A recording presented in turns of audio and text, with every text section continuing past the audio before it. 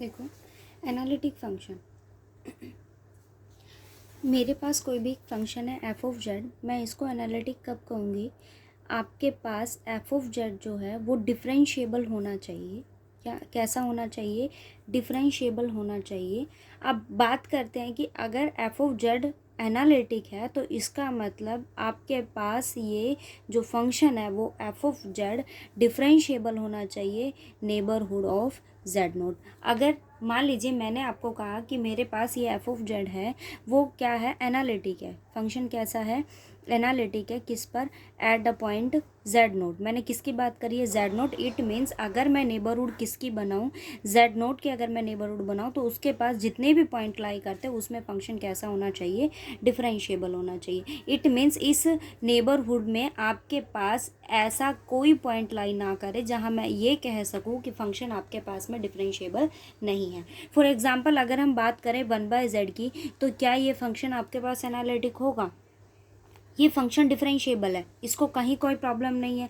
लेकिन जैसे अगर मैंने आपको कहा कि इसकी नेबरहुड में मैंने ज़ीरो को कंटेन कर लिया, इसकी नेबरहुड में मैंने ज़ीरो को कंटेन कर लिया, तो क्या ये फंक्शन ज़ीरो पर मतलब इस नेबरहुड में एनालिटिक होगा? नहीं होगा।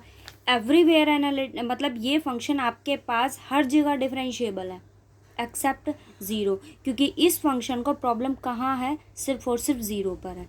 फंक्शन आपके पास एनालिटिक है एक्सेप्ट मेरे पास z की वैल्यू को अगर मैं ज़ीरो नहीं लूँ, या फिर हम ये कहें कि ये फंक्शन जो है ना वो कैसा है? एनालिटिक है। फंक्शन कैसा है? एनालिटिक है। किस पर? Eight a point z note पर, एक्सेप्ट कि z नोट की वैल्यू को मैंने ज़ीरो नहीं लिया। मैंने z नोट ज़ीरो नहीं लिया और फंक्शन z नोट की आप जो चाहे नेबरहुड बना लो, क्योंकि इसका प्रॉब्लम सिर्फ किस पर है? ज़ीरो पर है, और मैंने ज़ीरो को ही छोड़ दिया। तो फंक्शन हर उस पॉइंट पर कैसा हो गया? एनालिटिक हो गया, हर जगह डिफरेंशिएबल हो गया, इसको कहीं कोई प्रॉब्लम नहीं है। तो एनालिटिक की कंडीशन हम ये देखते हैं कि आप अगर किसी फंक्शन को एनालिटिक किसी पॉइंट पर कह रहे हैं तो उसकी नेबरहुड में जितने भी पॉइंट लाई करते हैं उन सारे पॉइंट्स पर फंक्शन कैसा होना चाहिए? डिफरेंशिएबल होना चाहिए। इसकी बात करी 1/z की, तो मैंने ये कहा कि ये डिफरेंशिएबल है, बट इसको प्रॉब्लम किस पॉइंट पर है? ज़ीरो पर है। आप जैसे इसको ज़ीरो टेंड करवाओगे, ये किसको टेंड कर जाएगा? इन्फिनिटी को टेंड कर जाएगा। इट मीन्स ये फंक्शन एनालिटिक है, लेकिन उसकी नेबरहुड में कौन नहीं होना चाहिए? ज़ीरो। मैंने कह दिया कि फंक्शन एनालिटिक है एट जेड नोट पर, और जेड नोट कैसा है मेरे पास में? Non zero. उसकी वैल्यू क्या होगी? ज़ीरो नहीं होगी। सेम से अगर मैं बात करूँ z-1 की, तो आपके पास ये फंक्शन कैसा होगा? डिफरेंशिएबल है, हर जगह डिफरेंशिएबल है, लेकिन सिर्फ इसको प्रॉब्लम कहाँ पर है? 1 पर। आप जैसे ही z की वैल्यू को यहाँ 1 सब्सिट्यूट करोगे, ये किसको टेंड कर जाएगा? इन्फिनिटी को टेंड कर जाएगा। दो कंडीशंस होती हैं, एक तो वो पॉइंट जो फंक्शन को मतलब आपके पास कोई भी वो पॉइंट, जैसे अगर मैंने आपको कहा कि मैं अगर यहाँ ज़ीरो को स्किप कर दूँ तो ये फंक्शन एवरीवेयर एनालिटिक बनेगा ना? एवरीवेयर एनालिटिक, एवरीवेयर एनालिटिक का मतलब आप इसके नेबरहुड में जो चाहे पॉइंट ले लो, चाहे इनफाइनाइट पॉइंट्स ले लो, फंक्शन हर जगह डिफरेंशिएबल होगा। सिर्फ इसका प्रॉब्लम किस पर है? ज़ीरो पर है, और मैंने ज़ीरो को ही क्या कर दिया? छोड़ दिया। तो कुछ ऐसे पॉइंट मतलब वो पॉइंट्स जो आपके पास फंक्शन को इन्फिनिटी पर अप्रोच करवाएं, या फिर हम ये कहें जिन पॉइंट पर फंक्शन आपके पास एनालिटिक नहीं है, वो फंक्शन वो पॉइंट्स आपके पास क्या कहलाते हैं? सिंगुलर पॉइंट कहलाते हैं। क्या कहलाते हैं वो? सिंगुलर पॉइंट कहलाते हैं। जैसे अगर मैं इस फंक्शन की बात करूँ, फॉर एग्जांपल आपके पास ज़ीरो है, ज़ीरो इस फंक्शन को एनालिटिक नहीं बनाता, डिफरेंशिएबल नहीं बनाता। इस केस में ज़ीरो आपके पास उसका क्या हो गया? सिंगुलैरिटी हो गई। ज़ीरो उसकी क्या हो गई? सिंगुलैरिटी। अगर मैं यहाँ 1 की बात करूँ तो 1 आपके पास क्या हो गया? उसका सिंगुलैरिटी। और जो सिंगुलैरिटी आपके पास फाइनाइट होती है, जैसे मैं बात कर रही हूँ इसकी, यहाँ ज़ीरो सिर्फ एक पॉइंट ऐसा है जो उसको सिंगुलर पॉइंट दे रहा है, यहाँ 1 ऐसा है जो आपके पास उसको क्या दे रहा है? एक सिंगुलर पॉइंट दे रहा है। इसके अलावा इस फंक्शन को कहीं कोई प्रॉब्लम नहीं है, तो वो आपके पास क्या कहलाती है? आइसोलेटेड सिंगुलैरिटी कहलाती है। वो क्या कहलाती है? Isolated singularity. दूसरी चीज़, अगर हम बात करें किसी एफ ऑफ जेड की, कोई भी फंक्शन ले लो, जैसे मैंने ले लिया जेड, इस फंक्शन को कहीं प्रॉब्लम नहीं है ना? सिर्फ प्रॉब्लम किस पॉइंट पर है? अगर आपने यहाँ z को इन्फिनिटी अप्रोच करवा दिया तो ये फंक्शन किसको टेंड कर जाएगा? इन्फिनिटी को।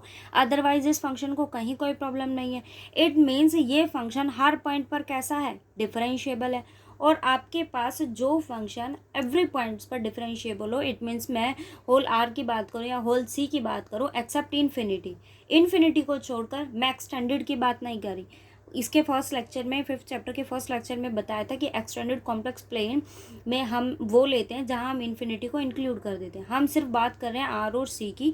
आर और सी के जितने चाहे आप पॉइंट्स ले लो, ये फंक्शन हर पॉइंट पर कैसा है, डिफरेंशिएबल है, हर पॉइंट पर डिफरेंशिएबल है। तो वो फंक्शन जो आपके पास में एवरीवेयर एनालिटिक, देखो इस फंक्शन को कहीं प्रॉब्लम नहीं, ये कैसा है, एवरीवेयर एनालिटिक है। एवरीवेयर एनालिटिक जो फंक्शन होते हैं उन्हें हम क्या कहते हैं, एंटायर फंक्शन, एवरीवेयर एनालिटिक। तो वो फंक्शन कैसा हो गया, एंटायर फंक्शन। वो फंक्शन कैसा हो गया, एंटायर फंक्शन हो गया। ठीक है, क्योंकि ये फंक्शन हर जगह कैसा है, एनालिटिक है, इसको कहीं प्रॉब्लम नहीं एक्सेप्ट इन्फिनिटी। दूसरी चीज़, आपके पास जो एनालिटिक फंक्शन होते हैं उनको हम किस और नाम से जानते हैं, मतलब उन्हें जो एनालिटिक होते हैं उन्हें हम और क्या कहते हैं, होलोमॉर्फिक फंक्शन। वो कैसे होते हैं, होलोमॉर्फिक फंक्शन होते हैं।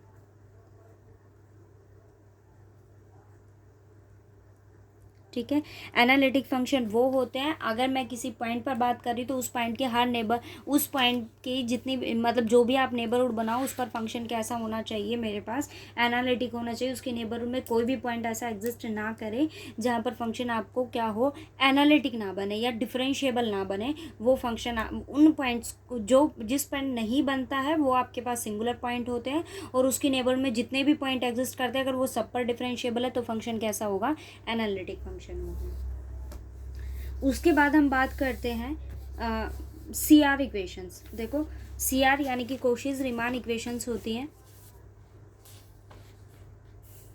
कोशी रीमान इक्वेशन होती है। आपके पास एफ ऑफ जेड जो होता है वो क्या होता है, यू एक्स वाई होता है plus iota v x y. हम ऐसे लिखते हैं, यू और वी दोनों किसके फंक्शन होते हैं, एक्स और वाई के फंक्शन होते हैं at a point z naught, और जेड नोट की वैल्यू मेरे पास क्या होती है, एक्स प्लस आयोटा वाई। देखो necessary condition f of z to be analytic, if a function f of z u plus iota v is differentiable at a point z naught, और उसकी value मेरे पास क्या है, x naught plus iota y. If f of z is differentiable at a point z naught x naught plus iota y in a domain D पर, then the four partial derivatives ux, uy, vx, vy exist करेंगे एक point पर, और वो किसको satisfy करेगा, इस equation को। वो कहता है कि अगर फंक्शन डिफरेंशिएबल है, अगर फंक्शन डिफरेंशिएबल है then four partial derivatives are exist and the equations are satisfy ux equals to vy, uy equals to vx। ये सी आर इक्वेशंस होती है मेरे पास, कोशी रीमान इक्वेशंस। वो कहता है कि अगर फंक्शन डिफरेंशिएबल है तो पक्का कोशी रीमान इक्वेशन उसकी क्या करेंगी, सेटिस्फाई। ये क्या है, नेसेसरी कंडीशन है। प्रूफ देखो, उसने मुझे क्या दिया है कि फंक्शन कैसा है, डिफरेंशिएबल है, और फंक्शन अगर डिफरेंशिएबल है तो डिफरेंशिएबिलिटी की कंडीशन मुझे क्या कहती है, f dash z naught limit z tends to z naught f of z minus f of z naught over z minus z naught exist करेगा फाइनाइटली, और कैसा होगा, यूनिकली होगा। दूसरी कंडीशन हम क्या कह रहे हैं कि z जो है वो किसको अप्रोच कर रहा है, z नोट को। आपके पास वो कहता है कि अगर z किसको टेंड करता है, z नोट को, इट मीन्स अगर z नोट को टेंड करता है तो सच अ मैनर, वो केसेस बनाया उसने कि ये इसको अप्रोच करता है, किस केस में, जहां आपके पास z minus z naught is purely real. कैसा होगा, वो प्योरली रियल होगा। इट मीन्स ये आपके पास किसकी बात कर रहा है कि वो कैसा है, एक्स एक्सिस है। तो इसका मतलब किसके अलोंग है, वो एक्स एक्सिस के अलोंग है। अब देखो जेड नोट की वैल्यू मेरे पास क्या है, x naught plus iota y naught, ये है।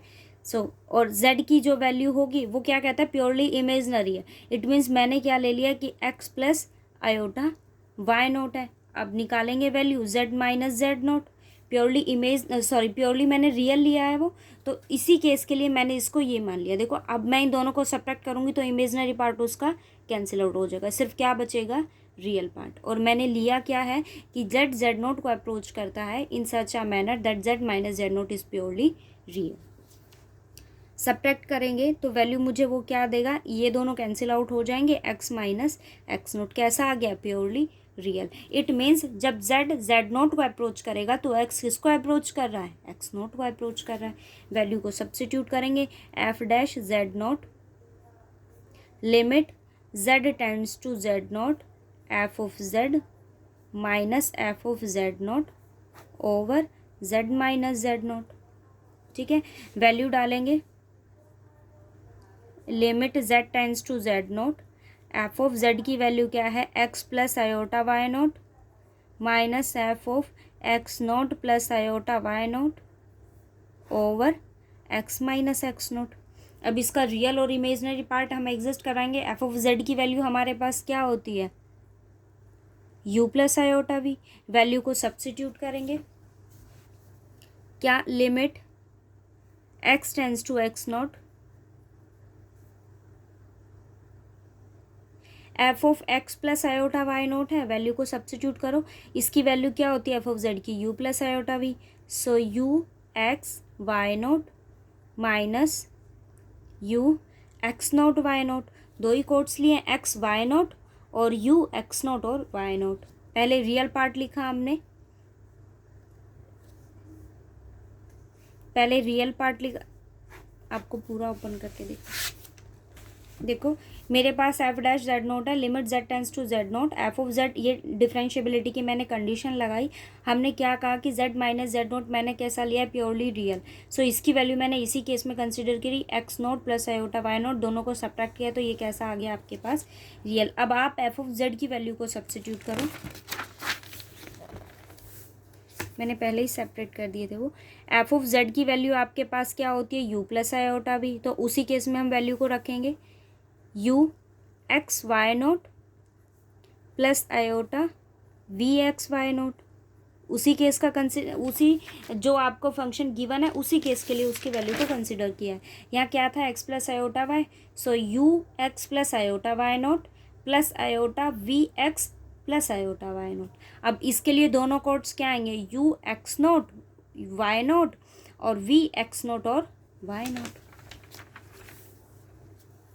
Minus u x naught y naught plus iota v x naught और वाई नोट। ठीक है, और नीचे मेरे पास क्या है, x minus x naught, limit किसको टेंड करती है, एक्स नोट को। अब वैल्यू को सब्स्टिट्यूट करें, सेपरेट कर ले दोनों रियल और imaginary parts. So limit x tends to x naught, u x y naught minus u, ये भी रियल पार्ट है, x naught y naught over, इसको इधर सेपरेट कर लिया, एक्स माइनस एक्स नोट। अब इन दोनों केसेस में से क्या कॉमन आ रहा है, आयोटा, तो आयोटा को मैंने बाहर रखा। ये देखो v x y naught minus v x naught y naught over x minus x naught. अब दोनों केसेस को देखा जाए तो अब आपके पास ये इसका रियल पार्ट हुआ और ये इसका क्या हुआ, इमेजनरी पार्ट हुआ। लिमिट को सेपरेट कर देंगे, लिमिट को सेपरेट करेंगे तो ये क्या वैल्यू देगा, limit x tends to x naught, u x y naught minus u x naught y naught over x minus x naught plus iota limit x tends to x naught v x y naught minus v x naught y naught over x minus x naught. अब cases देखो मेरे पास मैंने क्या लिया था कि आपके पास अगर जेड नोट को अप्रोच करता है उस केस में एक्स जो है वो किसको टेंड करेगा, जेड अगर जेड नोट को अप्रोच करता है तो एक्स किसको टेंड कर रहा था, एक्स नोट को टेंड कर रहा था। अब फंक्शन की लिमिट देखो, एक्स किसको टेंड करता है, एक्स नोट को, और डिफरेंशिएबिलिटी की कंडीशन हमें क्या कहती है, f of z minus f of Z note ना, क्योंकि मैंने इसका रियल जो जेड है उस कंपोनेंट की वैल्यू भी मैंने क्या लिया, इसी फॉर्म का लिया है। तो आप इसको जनरल केस से ज़रा कंपेयर करें, हम लेते क्या है, डिफरेंशिएबिलिटी की डेफिनेशन हमें क्या कहती है, f of z minus f of Z note over Z minus z note. अब आप इस केस को कंसिडर करते हो तो दोनों कंडीशन सेम है। ये क्या कहता है, यू एक्स वाई, वाई की जगह क्या लिया है, y naught, minus u x naught, ये आपके पास एफ ऑफ जेड की फॉर्म है, ये जेड नॉट का फॉर्म है और जेड माइनस जेड नॉट। तो ये वैल्यू मेरे पास किसकी होगी, यू का derivative with respect to x, क्योंकि लिया क्या है मैंने, रियल पार्ट, और है भी क्या, एक्स किसको टेंड करता है, एक्स नॉट को। U x y naught minus v x naught y naught over x minus x naught. So ये वैल्यू क्या हो जाएगी, प्लस आयोटा वी एक्स। और ये वैल्यू हमारे पास है किसकी, किसको सॉर्ट आउट कर रहा है, एफ डैश जेड नॉट को। ठीक है, तो एफ डैश जेड नॉट की वैल्यू मेरे पास क्या है, u x plus iota v x. अब हमने क्या लिया था कि जो z माइनस जेड नोट है वो मेरे पास क्या है, प्योरली रियल। अब मैंने क्या केस कंसिडर किया है कि z माइनस जेड नोट मेरे पास कैसा है, प्योरली इमेजनरी, प्योरली इमेजनरी है मेरे पास। अब प्योरली इमेजनरी की कंडीशन क्या होगी कि हमें ऐसा केस सब्स्टिट्यूट करना होगा कि जहाँ पर x क्या हो जाए, कैंसिल आउट हो जाए। तो मैंने z नोट को क्या, हमारे पास z नोट की वैल्यू होती है क्या, x note plus iota y note. मुझे किसको रखना है, इमेजनरी पार्ट को, तो मैंने z को क्या कंसिडर किया, x note plus iota y। अब इन दोनों को सब्ट्रैक्ट करेंगे तो ये वैल्यू क्या हो जाएगी, कैंसिल आउट हो जाएगी। So z minus z naught equals to iota y minus iota y naught. Both side से किसको कॉमन लिया, आयोटा को, y माइनस y नोट। अब वही सेम जो डिफरेंशिएबिलिटी की डेफिनेशन होती है हम उसको अप्लाई करेंगे। एफ डैश जेड नोट किसके इक्वल होगा, F of z minus f of Z note over Z minus z note. Limit Z किसको अप्रोच कर रहा है, जेड नोट को अप्रोच कर रहा है, वैल्यू को सब्स्टिट्यूट करेंगे। Limit z tends to z naught, f of z की वैल्यू डालेंगे, एफ ऑफ जेड की वैल्यू होती क्या है, यू प्लस आयोटा भी, यू लेकिन कंपोनेंट क्या चलेंगे अब यहाँ, x naught y naught, x naught और y. So u x naught y plus iota v x naught y minus u x naught y naught plus iota v x naught और y naught over iota Z minus z naught की value क्या है, iota y minus y naught.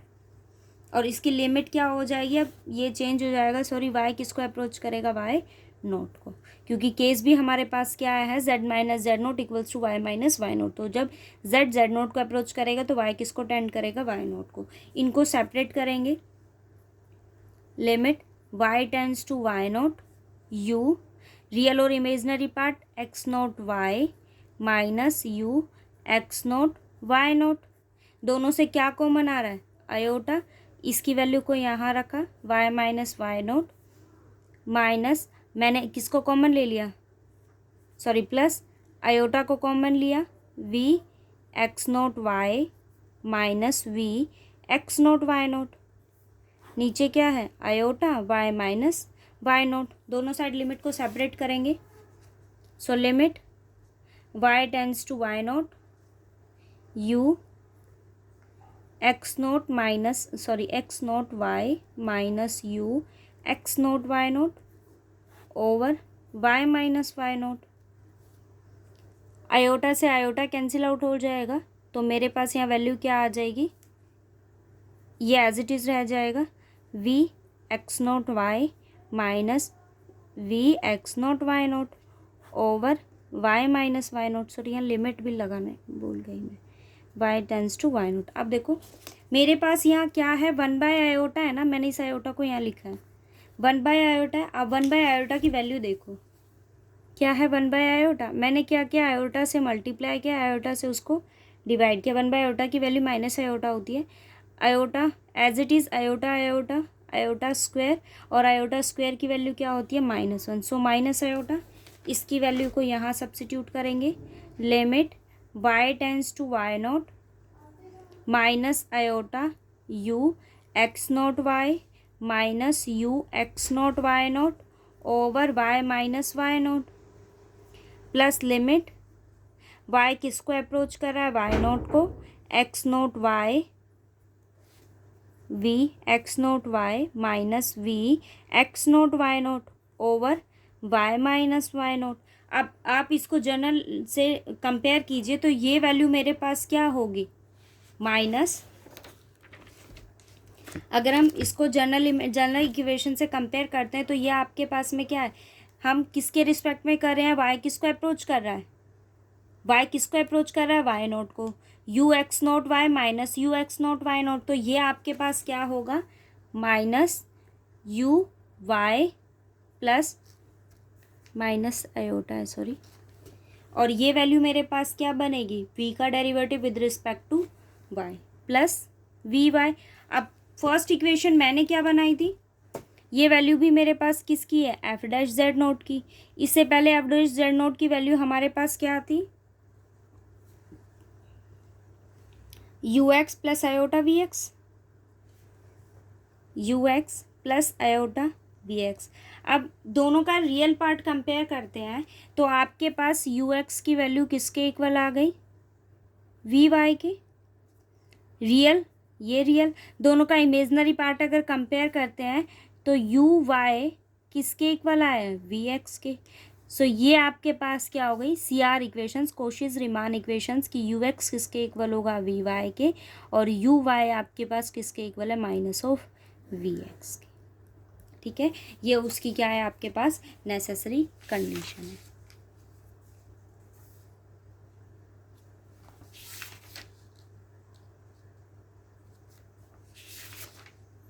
अब आप इसके base पे ये first example try करना और फिर मुझे बताना कि आपने यहाँ एवरेज जेड की वैल्यू क्या निकाली है। ठीक है, और सी आर इक्वेशंस इसकी सेटिस्फाई होती हैं या नहीं होती है।